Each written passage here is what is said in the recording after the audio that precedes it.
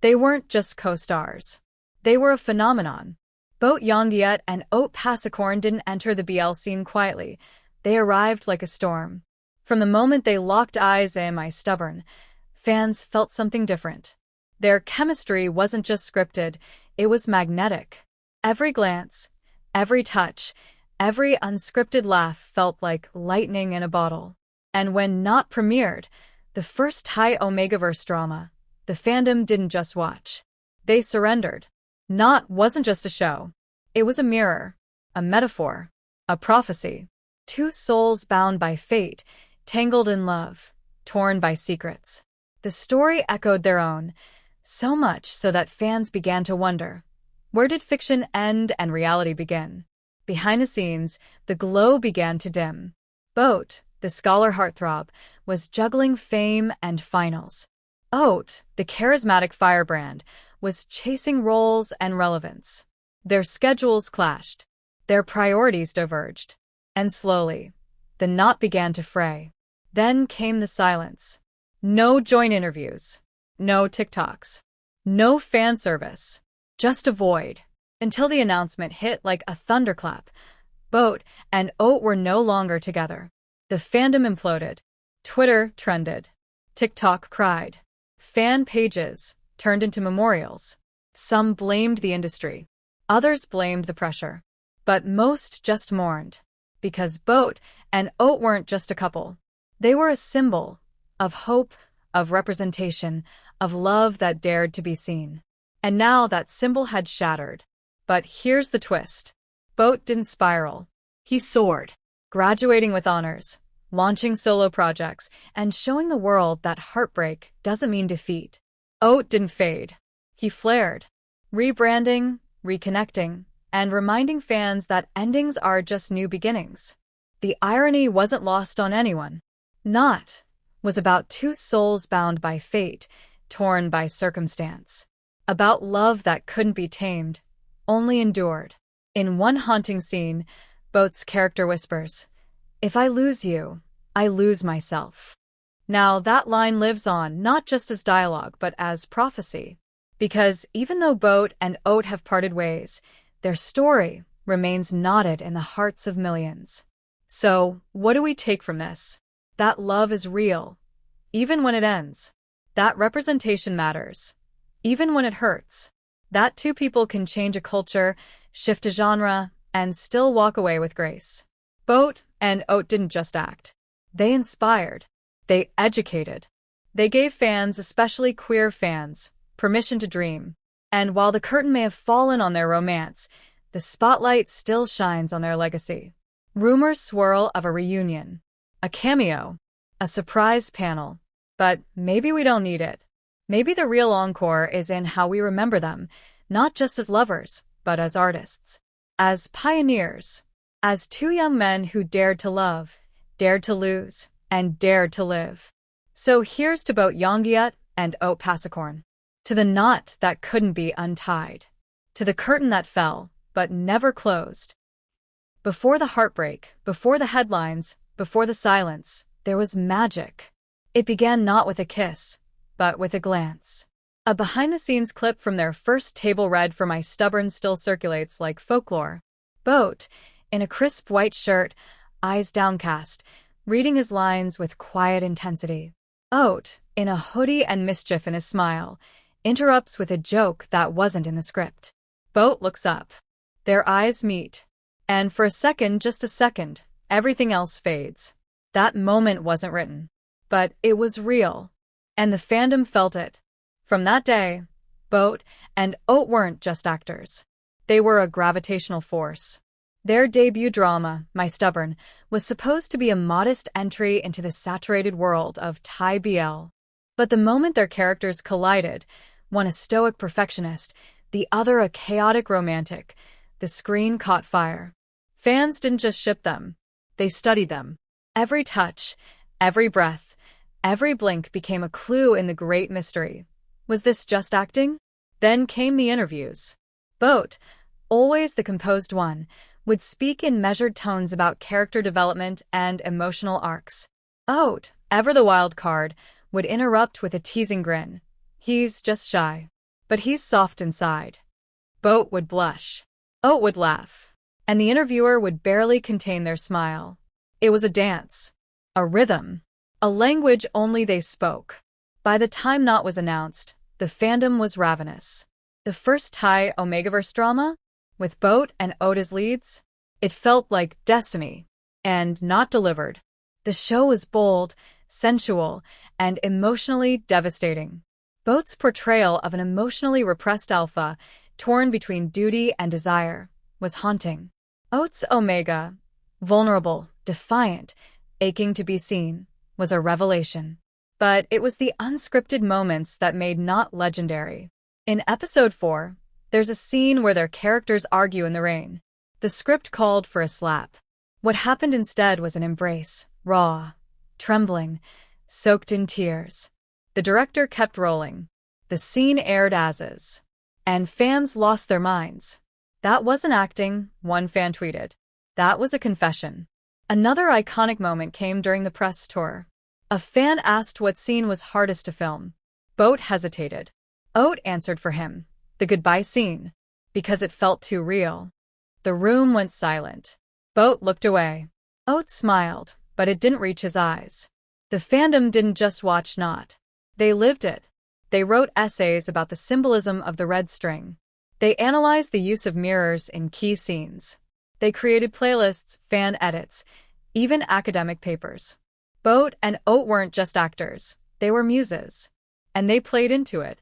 They posted matching outfits, shared cryptic captions, celebrated birthdays with cake-smudged selfies and inside jokes.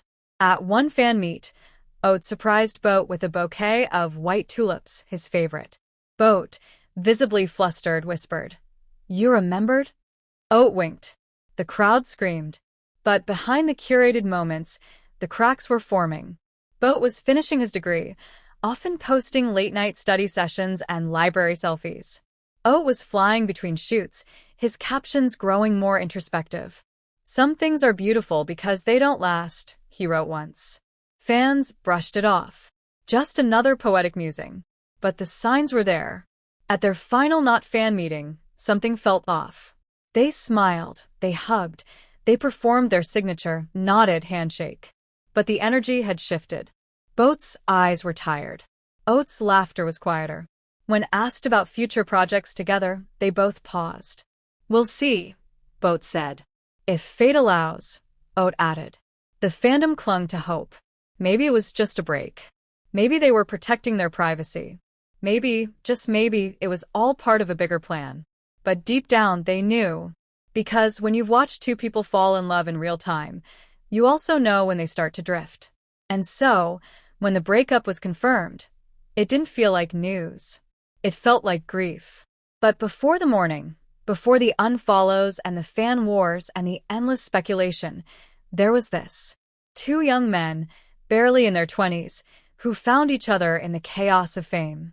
Who created something beautiful, something brave, something that mattered. Who made millions believe in love, not just the kind that ends in happily ever after, but the kind that burns bright, even if only for a while. Boat and Oat didn't just act. They alchemized. And no matter what came after, no matter how the story ends, the beginning will always be theirs. The glance. The rain. The tulips. The knot. Still tied, somewhere, in the hearts of those who watched it all unfold. The silence that followed was deafening. For a fandom built on interaction, on live streams, behind-the-scenes giggles, and late-night Instagram stories, the quiet felt like a betrayal. Boat and Oat had once been everywhere, on red carpets, in interviews, in each other's arms. Now they were nowhere. No joint appearances. No cryptic captions. No more accidental, matching outfits. It was over. And everyone felt it. Some fans went into denial. "It's just a PR stunt," they insisted. "They'll be back after the contract ends." Others clung to hope, reposting old videos with captions like, "They loved each other once." That doesn't just disappear. But the truth had already settled in. The curtain had fallen. And yet, the story didn't end there. Boat, ever the quiet one, took the high road. He didn't post a Notes app apology. He didn't subtweet. He didn't unfollow Oat. Instead, he posted a photo of a sunrise over his university campus, captioned simply, "New day. Same heart." It was classic Boat, subtle, poetic, and devastating. Oat, on the other hand, was more direct. In a live stream weeks later, a fan asked him, "Do you miss him?" He paused, looked down, and said, "Some people you don't stop missing. You just learn to live with it." The clip went viral. Fans clipped it, slowed it down, added piano music. It became a meme, a mantra, a wound. But even in heartbreak, they inspired. Boat threw himself into his studies. He graduated with honors, his thesis rumored to be about media representation and queer narratives in Southeast Asia. At his graduation ceremony, fans spotted a tiny red string tied around his wrist. A nod to Not. A nod to Oat. Oat, meanwhile, reinvented himself. He took on darker roles, experimented with fashion, and began speaking more openly about mental health. In one interview, he said, "I used to think love was the story. Now I know it's just one chapter." They were no longer a unit, but they were still mirrors, reflecting growth, pain, and resilience in different ways. And the fandom? It evolved too. Some fans left, unable to bear the loss. Others stayed, choosing to support them individually. A few turned bitter, accusing one or the other of betrayal. But most just grieved. Because when you've invested in a love story, especially one that felt real, you don't just walk away. You mourn. You remember. You replay the rain scene until the screen blurs with tears. Fan artists began drawing them separately, both surrounded by books and constellations, Oat wrapped in fire and feathers. Writers penned alternate endings to Not, ones where the characters stayed together, grew old, found peace. Cosplayers still dressed as them at conventions, but now they stood apart, hands almost touching, never quite meeting. And yet, in all the pain, there was beauty. Because Boat and Oat had given the world something rare, a love story that was real, even if it didn't last. A connection that transcended scripts and contracts. A reminder that love, in all its forms, is worth celebrating, even when it ends. They didn't owe the world a happy ending. They gave us something better, an honest one. And maybe that's what made it hurt so much. Not because it was fake, but because it was true. In a rare moment of vulnerability, Boat posted a poem on his story. Some knots are meant to hold. Others are meant to teach. You are both. No tag. No context. Just those words, floating in the digital ether. Oat didn't respond. But days later, he posted a photo of a red string tied to a tree branch, fluttering in the wind. No caption. No explanation.